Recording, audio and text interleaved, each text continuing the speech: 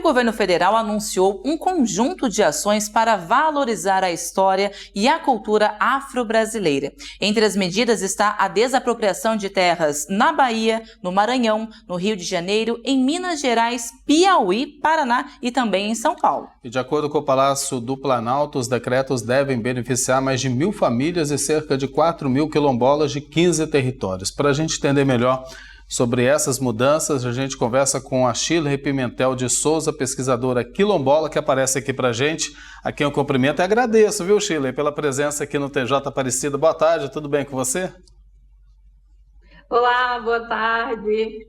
Eu que agradeço o espaço para a gente ter esse debate aqui da TV Aparecida. Eu que agradeço. Shirley, eu queria perguntar primeiro para você os destaques dessas ações para a luta antirracista no Brasil.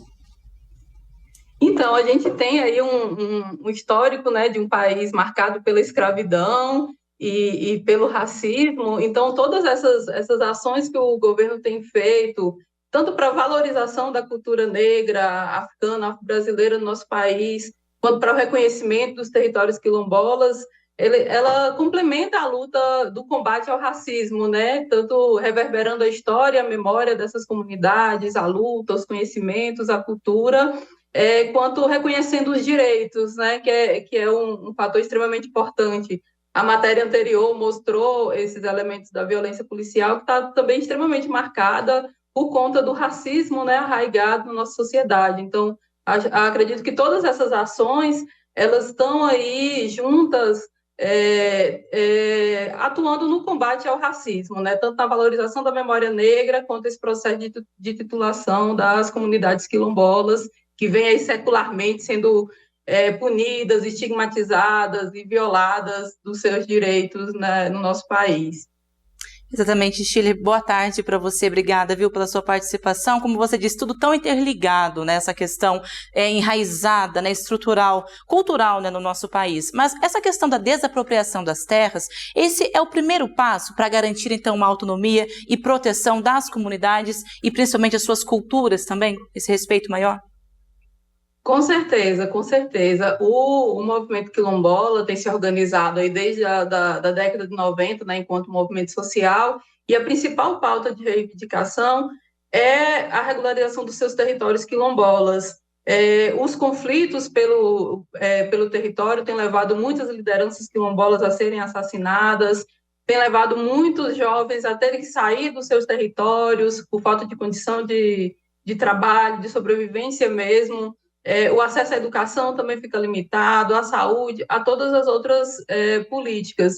Então, regularizar o território quilombola é o primeiro passo para acessar demais políticas, é o primeiro passo para que essas comunidades elas consigam ter uma vida sossegada lá em seu território, né? Então, a gente teve um caso emblemático que ganhou a mídia, que foi o assassinato da mãe Bernadette, aqui da Bahia, no ano passado, em função da disputa territorial, e só depois da morte de mãe Bernadette, mais 12 lideranças quilombolas foram assassinadas do ano passado para cá, em função da disputa territorial, né? Então, a regularização do território é fundamental para que essas comunidades consigam aí tocar a sua vida, acessar direitos, e criar e continuar, né, reproduzindo a sua cultura, a sua identidade dentro dos territórios quilombolas, né? Um passo fundamental, importante, a regularização dos territórios.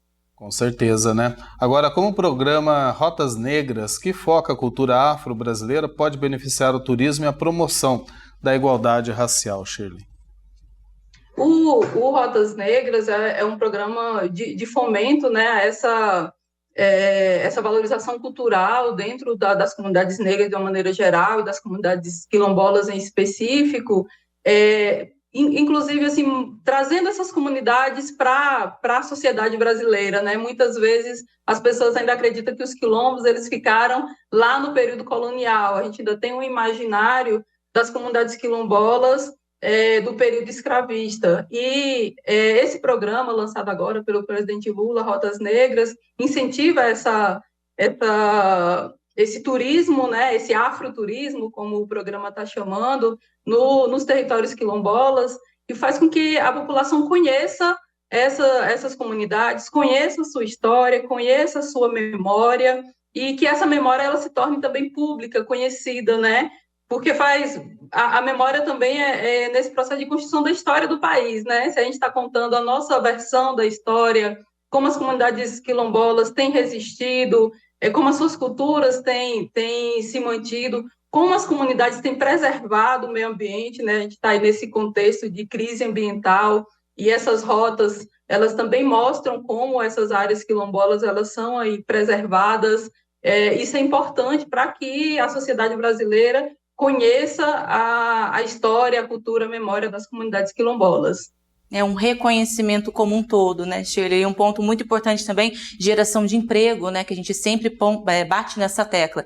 São novos passos, né, só que ainda falta muito em relação a políticas públicas para, de fato, a gente ter uma conscientização e reconhecimento e valorização, de fato? Com certeza, ainda falta muito, porque, assim, hoje a gente estima que tenhamos aí 6.000 localidades quilombolas espalhadas pelo país inteiro, né? Pela primeira vez o IBGE contabilizou as pessoas quilombolas, somos mais de 1.300.000 pessoas, e desses territórios, desses mais de 6.000 territórios quilombolas, apenas cerca de 200 são titulados, né? Que é esse processo que o Lula assinou agora para algumas comunidades. Então, a CONAC, que é a Coordenação Nacional das Comunidades Quilombolas, junto com a ONG Terra de Direitos, fez uma estimativa no ano passado que, se o processo continuar nessa morosidade, a gente vai levar 2.000 anos para conseguir regularizar todos os territórios quilombolas, né? Então, apesar de ser uma ação extremamente importante, a titulação desses 15 territórios agora, ele ainda é muito pequeno, pensando esse universo de mais de 6.000 territórios quilombolas. Então, a gente ainda não tem um plano de titulação para dizer assim, olha, vamos titular tantas por ano, um recurso para isso, porque tem um processo de desintrusão, né? De indenizar fazendeiros ou poceiros, outras pessoas que estão nos territórios quilombolas.